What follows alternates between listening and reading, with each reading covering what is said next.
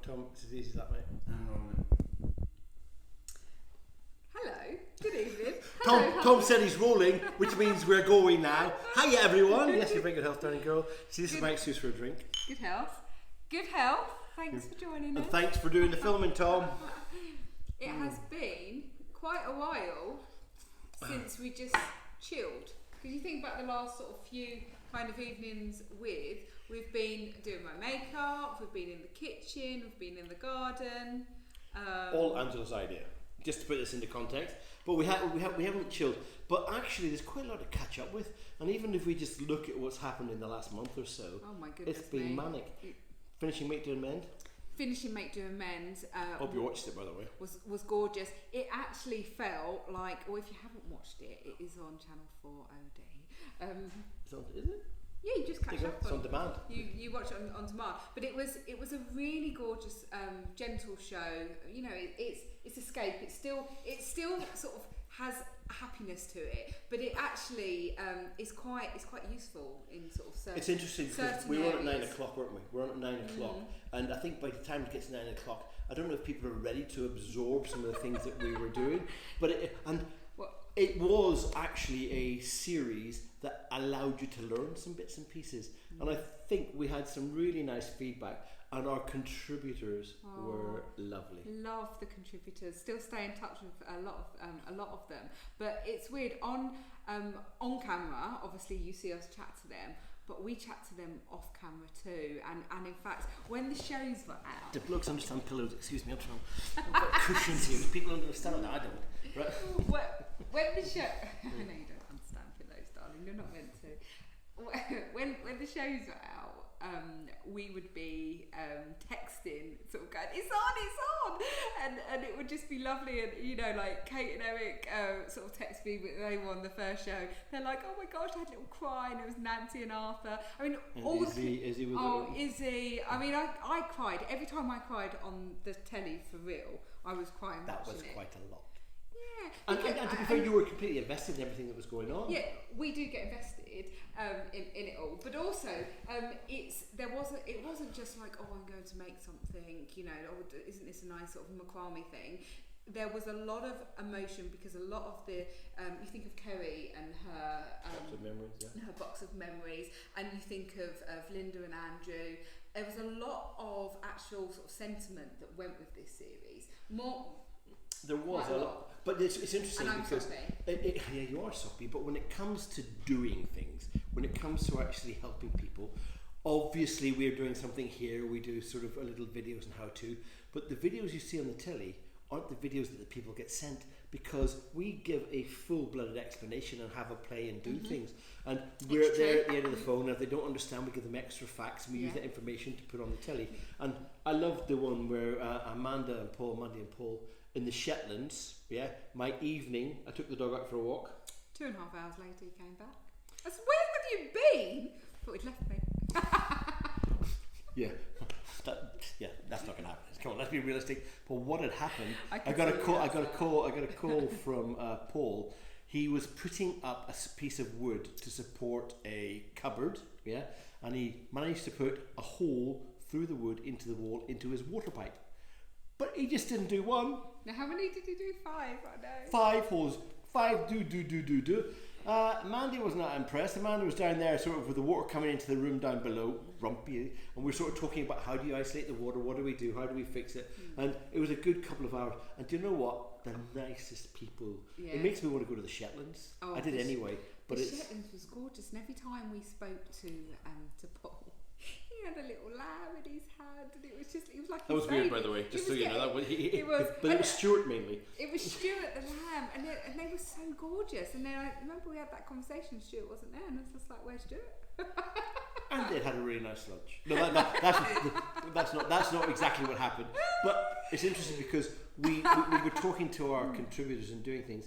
You build up a really good relationship on the way through, and it's interesting. It was lovely, wasn't it? But I think, you know, the telly that we produce, and we're so involved in every single little bit. And we was remember sort of like as the show was sort of starting to roll out, we were still like doing voiceovers for some of it. Like we were, you know, doing press because it's not just, you know, we're down as presenters. Just in time. Just in time. I mean, it was sort of like, you know, hand to mouth, wasn't it? But it was. Can I go back a step? Because I think it's really quite an important message.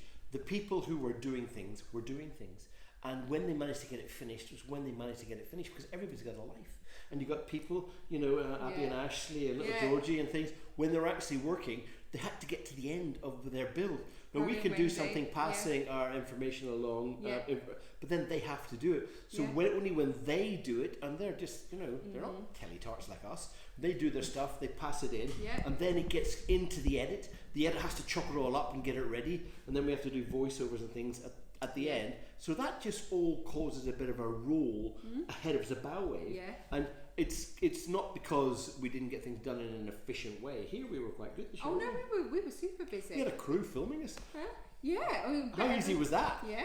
Well, crew, you mean Miles, Chloe, Miles and Olga. Jonathan and Chloe, Miles and Olga. Yeah, it was. Brexit made it a bit more difficult. Yeah, it was lovely. You know. Yeah, our crews only allowed to come out for a certain period of time now without getting special visas. When you say crew, though, I always think. Yeah, but okay. We had Jonathan and Chloe and Miles and Olga, two at a time coming through doing it. And when they were filming us, and that compared to the first series we made them in last year, that was all about us running around taking cameras all over the place. Actually, I just felt like I should have a Winnebago for my makeup and things. Well, the easiest thing last year was literally when we was in front of the camera.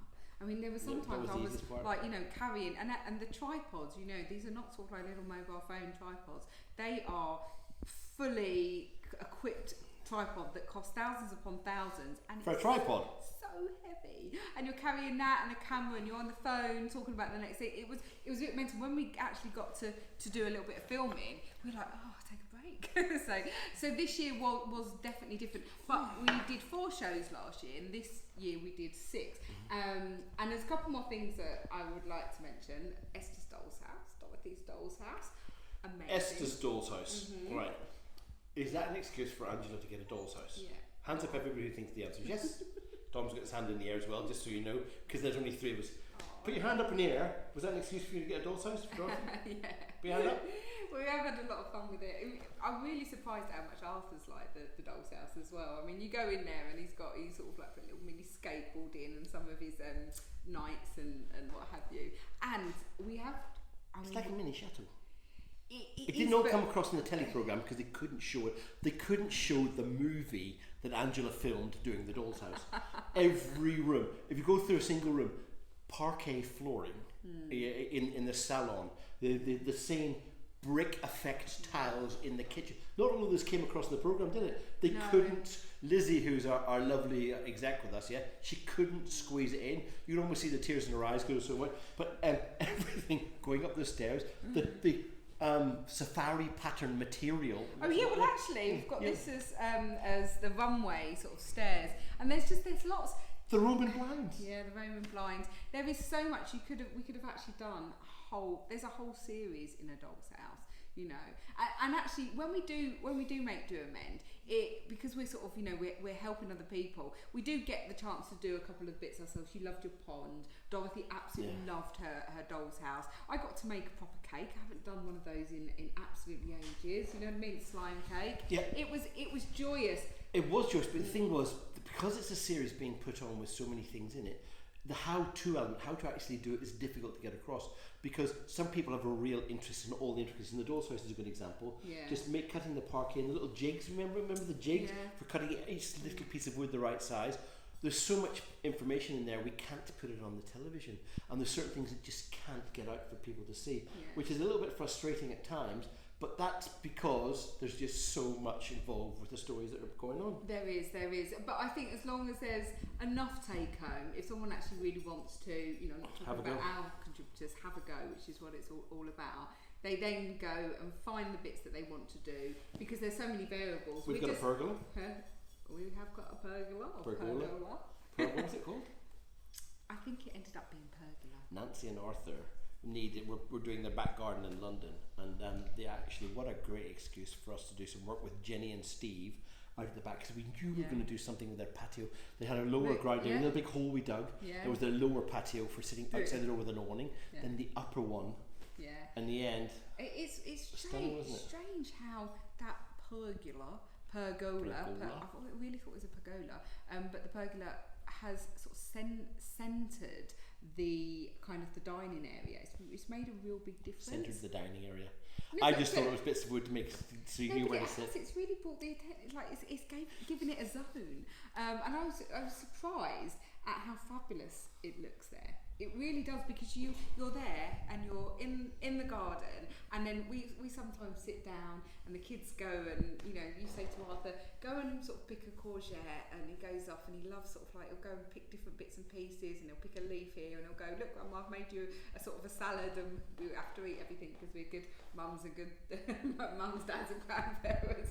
But it's we can sit there and just watch them sort of play, and you sometimes put them around. And that whole area was changed by doing it, and it's interesting doing it because there was such a little garden for Nancy and Arthur. They had an area which was like a bit of a concrete yard.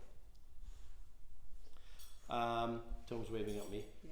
Oh, You've got somebody else, don't you? yeah. What's the dog? Is she behaving? Oh, she's all right. She's not. Yeah. Hold on. The pedals come to listen to us. That's unusual for us. Good. But actually, when it comes down to the work that we're doing, it's an interesting sort of it's an excuse for you to have us do something here as well, isn't it? Yeah, I do sometimes use it as an excuse. Dollhouse.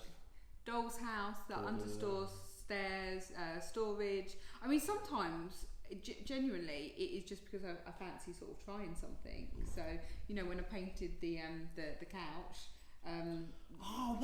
That was a Sylvia revolution. And Paul. Yeah, Sylvia and Paul doing the caravan and painting and this sort of stuff. You could paint this and it'd be completely different, and it feels nice afterwards. And people say, "Does it really work?" I know. Well, my aunt called me up straight away saying, "Listen, does it really work?" And I'm like, Oh, the ferocious dog.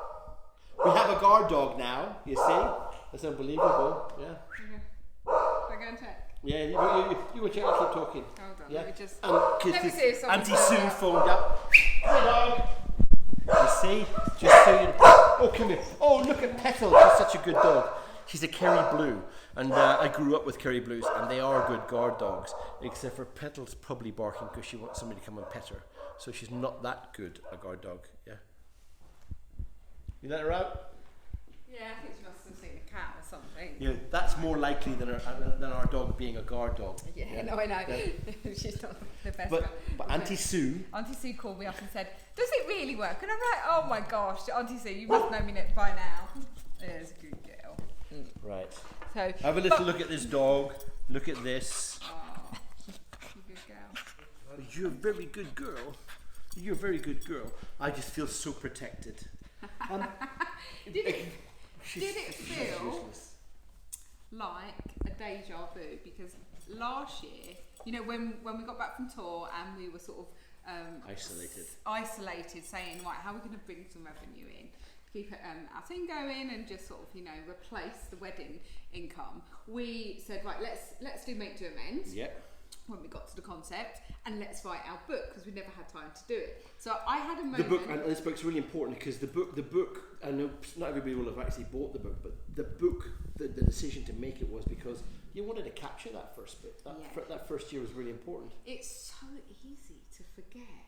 Like if you don't write something down, you think you remember it. Like the weights of the children, for instance.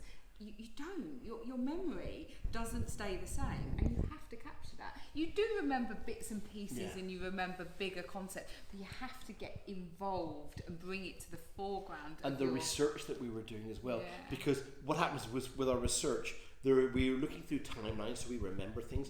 We look through photographs. I can lose Angela for hours when she actually goes looking for one photograph because she's gooing because she's got into a rich mother lode of family photos and you just go completely, oh look at Dorothy, I forgot that little frog. I forgot that. Oh, is she wonderful? I know, Yeah. I do. And no typing going on here, but it's remembering the stories and it's bringing back the memories.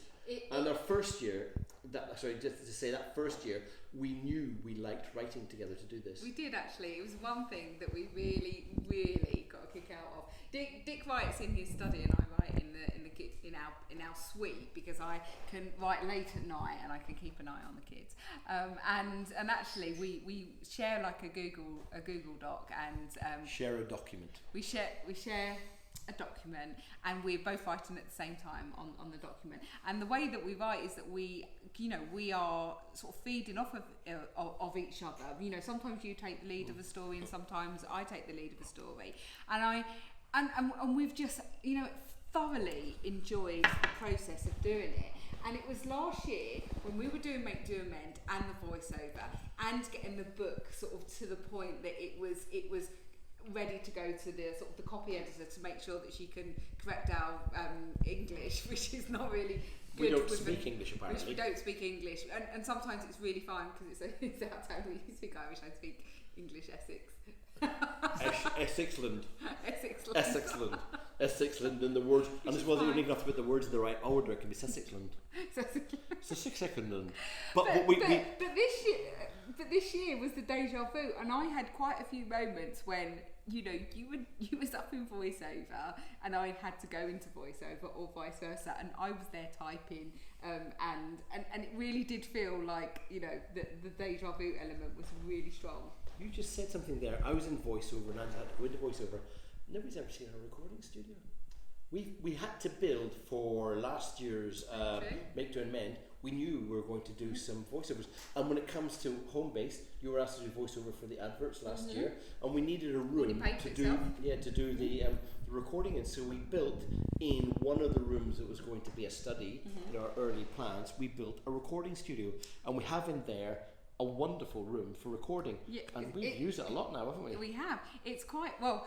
We did Make, Do, Amend the first year, and then we recorded. Obviously, we recorded the book, which I say the audio book. The audio book. I say obviously because other people do read other people's books, but when it's sort of like a documentation of our lives, it'd be really weird if someone else was reading a boy and a girl reading our voices. We could have people speaking properly the way what we should have done. But we recorded in the recording studio. I forgot about recording the book actually. And then, that was different, wasn't it? And then we did a bit of it was definitely different. But writing. So if you don't know, we've written out our second book. It's called Live in the Chateau Dream, and it kicks off from from basically the last book, which took us up to the end of the first year, and this one is 2 and a bit years. And the reason it's 2 and a bit years is that we wrote so much because there was so much that even in the first year it was exhausted. All the different things that we did. Vicky's the lovely lady who looks after us, and the first year we wrote far too much. This year we just started writing. We didn't know how many years we were going to write, but we sort of wrote a book on the first of the 3 years that we were going to write a book on, and so consequently I think everybody got a bit twitchy about. People don't remember Encyclopedia Britannica. Do you remember all the volumes? Well, it felt a bit like that when because I think we just get verbal diarrhea because we're telling stories, and you have to tell a whole story. You can't just, if you cauterize it and don't tell you what it was like, what it felt like, what was going on, it's not a proper story. Exactly. Well, the thing is, when we're filming Escape to the Chateau, you get a visual sort of kick of what we're doing.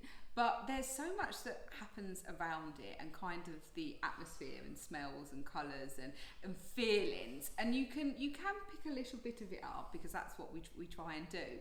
But for every couple of minutes of telly, there is a chapter of a book, and all the bits nobody knows about. It's all the bits that no one knows about. And actually, every time we get to a decision in real life, in our lives. Lots of work has gone into making these decisions, and that isn't picked up always in Escape to Chateau. It can't be. Because it can't be. You get less than an hour. Yeah, I mean, in a whole year, we were getting, especially in the early days, we were only doing like 4 shows in a year, and 4 hours of our worlds in how busy we are. It isn't anything. So, but we absolutely loved doing it, and it's done now. We're sort of it's interesting because we're over the line. We're over the line. That's the phrase. And actually, somehow we always get to the stage where we're busy. You know this thing, you've probably seen me on the telly chuntering about deadlines and having to get things done. But it happens all the time. It does. Okay, so we got the book finished. I mean, this was the having Vicky looked at it and us sort of going over it a second time to make sure all the gaps or the bits that we might have. It was coherent. Yes, flew coherent. together. So we finished it at 3 a.m. On the, I can't remember the exact date, but about sort of three or 4 weeks ago, and at 4:30 a.m. We got the kids up and we all drove to Chamonix. We went for a week's holiday. holiday. On holiday. And it was, that's why we had to get it finished before 4:30. I actually did go to bed for an hour and lay there going, well, this hour is better than not having an hour. Mm. and actually that on that drive, because it's about an 8-hour drive from here, isn't it? Yeah, 9 hours, yeah. It was. We wanted a week away. Actually, we didn't want a week away by the seaside because we have got. We've got seaside plans to get there anyway, didn't we? Yeah, we do that quite a lot. Yeah, we do the seaside. We love the seaside, and we thinking somewhere in France.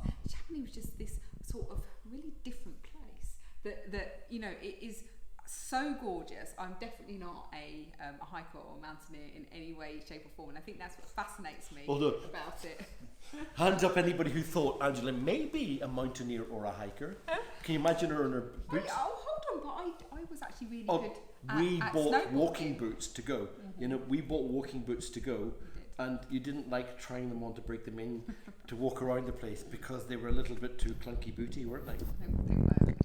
So I couldn't get her to break them in around the chateau because it didn't look right in the chateau. Yeah, okay, that was the case. But you know, you might not think that that I was quite a good snowboarder. Yeah. Yeah, because I'm quite short. Well, hold on. Good centre of gravity. That centre of gravity down low. That didn't cross my mind. It was a fashion statement, and I could see the snowboarding fashion because I think you still got your outfit because we took it to the Auvergne. Yeah, possibly. Well, maybe. Yeah. I did a lot of cool sort of like Adidas stuff. Okay. It's still in my friend's chalet in Switzerland. But we went to the mountains. This is the bit. We went to the mountains. Oh, and the drive. Okay, so the first bit is you know, it's a bit highway-like. But then the last couple of hours, you're driving sort of through the mountains, and the kids were. I mean, we had such a great time. Look at the waterfall. Look at the animals. You know, just the vastness of all the mountains. We were having a ball before we even arrived. It was gorgeous. So it's worth saying I'd always had I'd sort of talked to you about, you know, it had been a long time since I'd been to the top of a mountain and walked up a mountain or done any mountaineering or any ice work or anything, because I've done all that, and I sort of thinking I still like to have on my bucket list to go to the top of a mountain and walk up there with Arthur or something and sort of go and do it. Well, we was you got a taste for it, didn't you? Oh, I loved it. I mean, where we was obviously in Chamonix. If you don't know it, it's near to Italy, it's near to Switzerland, and obviously it's in France. And which means we didn't have to worry about COVID tests and going anywhere. We could actually. That's why, because we've got our double jab passporty things as well. So we could actually go. Yes. Yeah. And I lost my train of thought. What was I saying? Where it is. Where it is. So every direction that you look in is the most beautiful photograph, because you literally have got. I mean, you've got Mont Blanc. That you're looking at, we could see it for our hotel. You've got snowy mountains. You've just got these gorgeous sort of green mountains. Because one way is Mont Blanc, lovely, stunning. But you always think the other one's Mont Blanc because it looks bigger. But Mont Blanc's the big one at the back. Yeah. Yes, we got our head around that. And then the other side, we've got the Red Needles. Yes. Really de Rouge, or whatever. Yeah. And that was rugged. And every day there were parasenders launching off the top, floating their way around. Yeah. The place was stunning. It's like a playground. I mean, for adults, but for children. And I mean, for us, we'll never get this type of holiday again, because it was quiet. You know, it was first as well. For us, we went somewhere completely new, and there wasn't even people there spoiling it. No. But it was quiet. It wasn't full of the normal kind of busyness that you would get at this time of year and expect. And in a way, that was sort of quite nice. It was definitely sad for all of the people, but they were all there. The businesses were all there doing their best, and still, you know, lots and lots of locals around, wasn't there? I mean, places were busy, but you knew that it would probably be busy. It wasn't full of people. Yeah. Because remember, this is Chamonix in the summer, not Chamonix in the winter anyway. Yeah. But as a location and as a place to be, cannot recommend it. And you can't recommend it highly enough. Yeah. The Chamonix experience was firsts galore.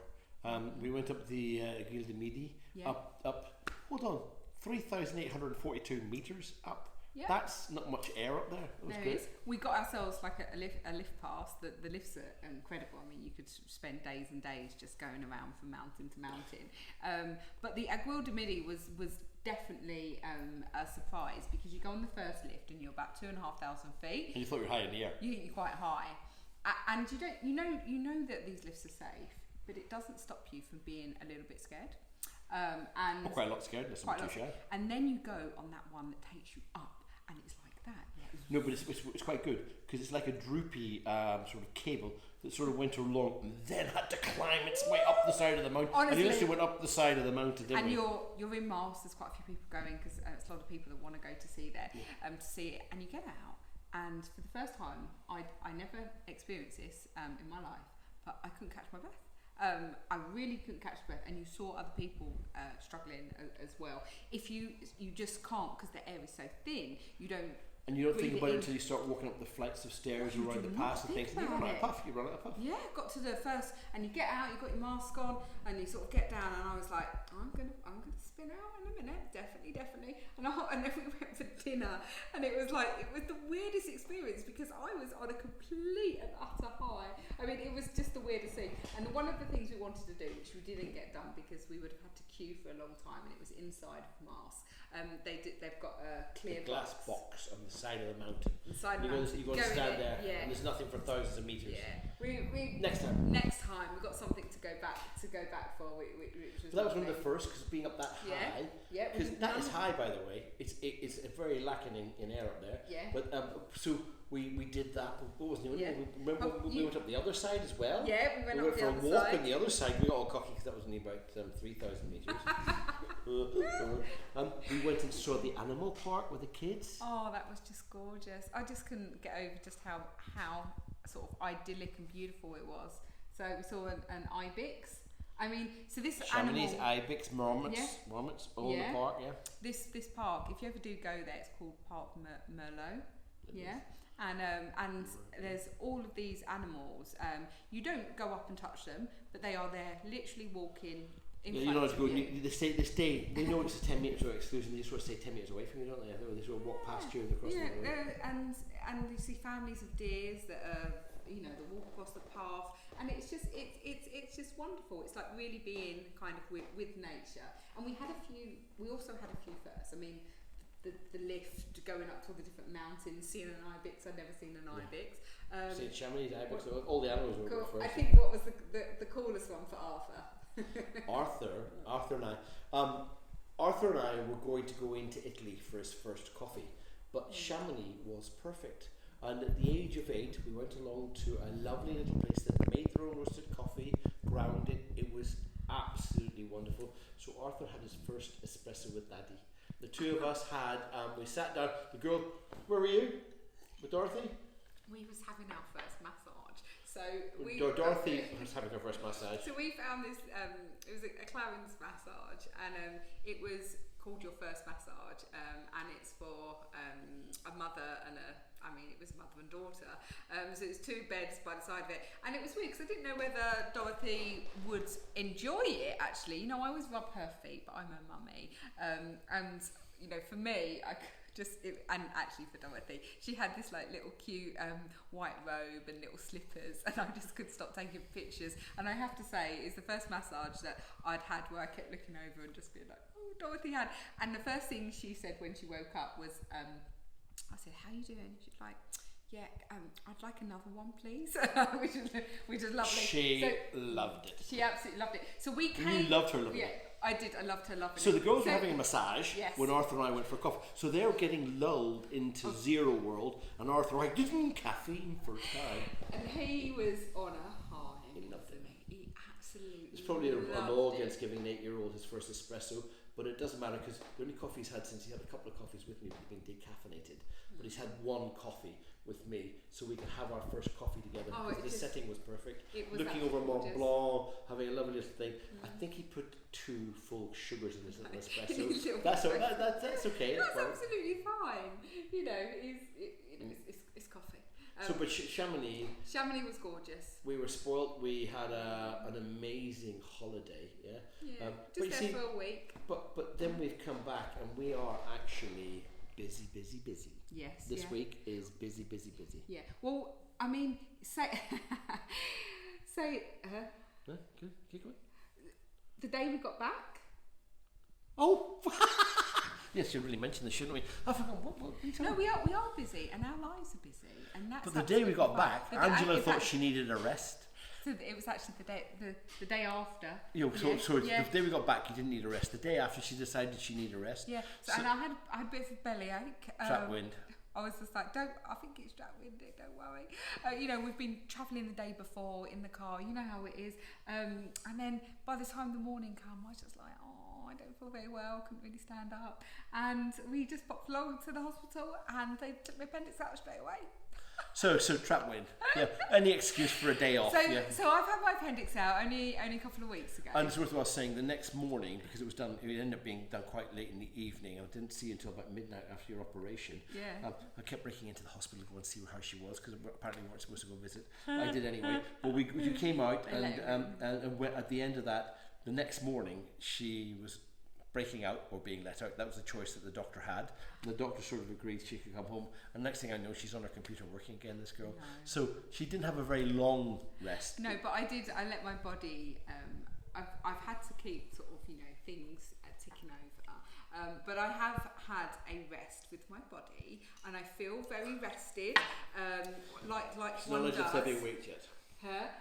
I'm not allowed to lift heavy weights, absolutely, and I have to say I feel much better. She doesn't look bad, right, does she? Much better than I did before I went into hospital, because I had a really, really bad pain on my right hand side, and I'll never have to worry about having my appendix out again. So the busy fact, you see, there I was thinking about, we've had a holiday, we've done the book, we've done Make Doing Men. I know. This is our life, by the way. I thought the appendix timing was amazing. Day after holiday, got all of our deadlines met, but you know what? We're kind of back into the groove. Kids are on school holidays. We're filming Escape to the Chateau. We've got some seaside time planned with the kids, because this is going to be probably the only year without weddings for us in this time of year. Yeah. So the kids, we've got some seaside time. They love it. Yeah, we're kind of weaving bit of family, bit of work, and we're in a really good and happy place. We are. Thank you. She looks alright, doesn't she, considering? Yeah, she looks alright. Listen, thank you for just being with us. We love you. Thanks for joining us, and we just let us burble on. Yeah. We do. It's like a date every month. I know. Cheers. Take care. Oh, well, I'm pretty drunk on mine. We love you. Cheers. Okay, good. Cheers. Just right smudger. Take care.